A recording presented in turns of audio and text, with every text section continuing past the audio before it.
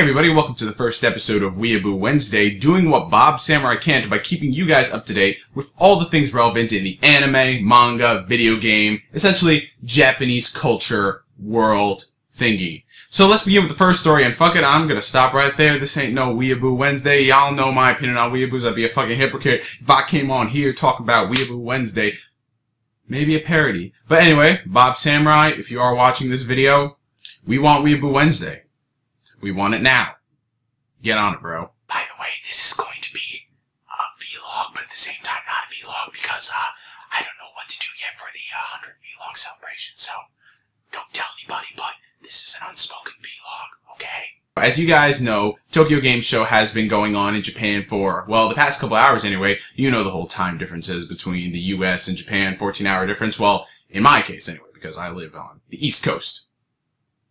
That aside, Tokyo Game Show is happening, so you guys can expect a lot of new information in regards to video games, developers, new reveals, announcements, all of that great stuff. And with me, you know I'm going to be doing a wrap-up at the end of the week of all the things that I found pretty nifty that happened at TGS. I don't believe I did one last year. I'm not so sure. I really don't remember. I know I did one 2 years before, and I got a lot of positive feedback on it. And I really did like making that video, so you guys can expect that video at the end of the week. I think I'll put it out on Sunday. But from Tokyo Game Show, we already have something that really has been rumored for quite some time, but it's nice to get an official confirmation, and this actually saves me time for not talking about it in the actual video. The PlayStation 3 Super Slim, or the PlayStation 3 Slimmer, whatever you want to call it, is now legit. You guys might remember a couple months back, there were some leaked documents, reports featuring photos of a slimmer down version of the PlayStation 3 that would sport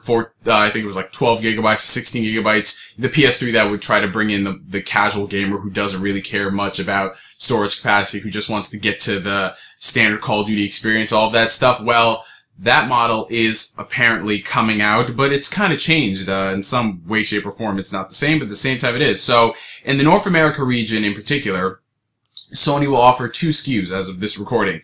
The first SKU comes with 500 gigabytes of memory, and that will retail for $299.99. This will most likely replace the current 320 gig model that you can get for $300. So for the same price, you're getting an extra 180 gigabytes of storage, which it's sort of like an unsaid price cut. You get more memory, but it's the same price.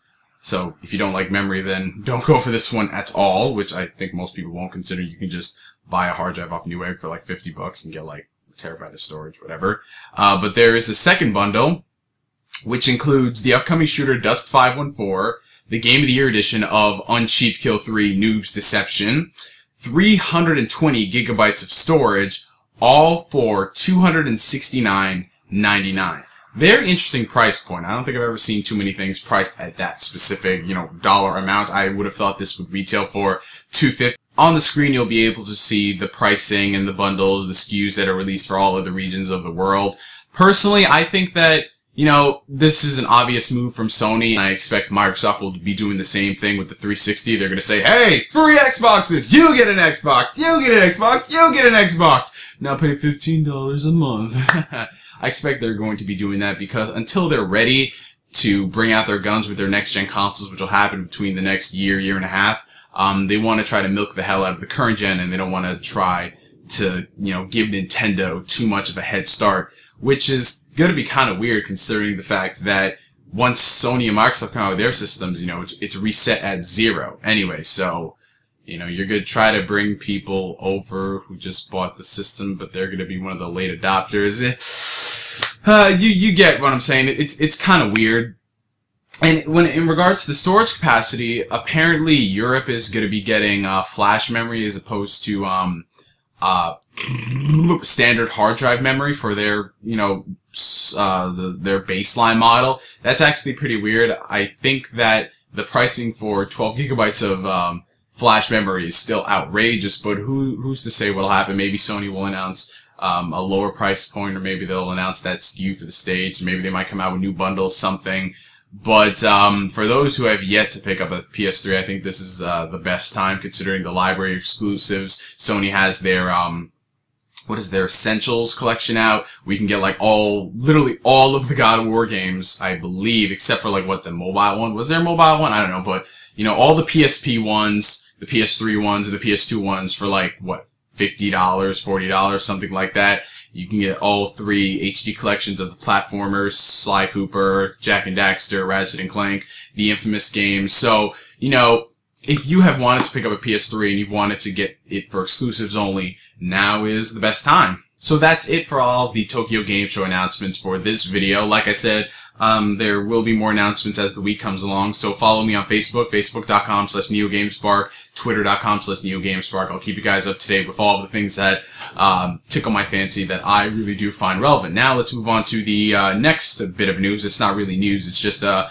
reminder for you guys. One Piece Pirate Warriors, also known as One Piece Kaizoku Musou, is set to release within the next couple days for any country that didn't get the game, mainly Europe and North America. Europe, it comes out this Friday, the 21st, and in North America, it comes the following Tuesday, the 25th. So if you guys have been interested in picking up the game, it will be released in your regions very, very soon. I will be getting the game, but it won't be for a while, considering that I'm saving up for other things that are coming out later this year into next year, so I'm going to have to pass on that one. And when I do end up getting the game, I'll be importing it. I have an importing site, so you know, I want to import a nice special edition that they have going in Europe. So just a reminder, One Piece Pirate Warriors out soon.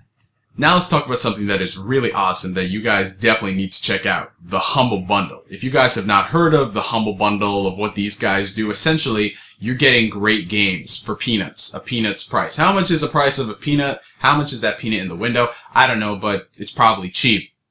So, in this particular iteration, the games you're getting, Rochard, Shatter, Spaz, Torchlight, Vessel, and if you pay a little bit extra, you get Dust Force. How the Humble Bundle works essentially is that you pay whatever price you want for all of the games that are included in the bundle. So literally, you could pay $1 to get all of those games. And from that $1, you can choose who gets that specific amount. So if you want half of it to go to the developers, you can do that. If you want the other half to go to charity, you can do that. If you want to split it 33, 33, 34, you can do that too. It's pay how you want, so you know which group gets the amount of money, and I find that insanely awesome. It's not just going to these guys and they say they'll give it to charity when they really don't know. You actually have the final say in the matter, and like I said, it does support charity, so it is going for a good thing, and this thing has been selling like hotcakes all throughout because it is such an amazing value. For those who are worried about DRM locking and all of that stuff, rest assured, none of the games are DRM, so you are able to download them however many times as you want. They also work on Steam. They give you a key so you can put it in and redeem it there so you can track your games on that platform. It is also cross-platform, so it works across Windows, Mac OS, Linux, and my God, if you guys haven't just checked out the awesomeness that is the Humble Bundle, I will leave a link down below, and literally $1 for all these great games. I am actually going to go back out there again and purchase this bundle because it's fantastic. Especially for Torchlight. I didn't know anything about Torchlight until I bought this, and I was like, wow, this actually looks pretty freaking sweet. Is this a Diablo clone done right?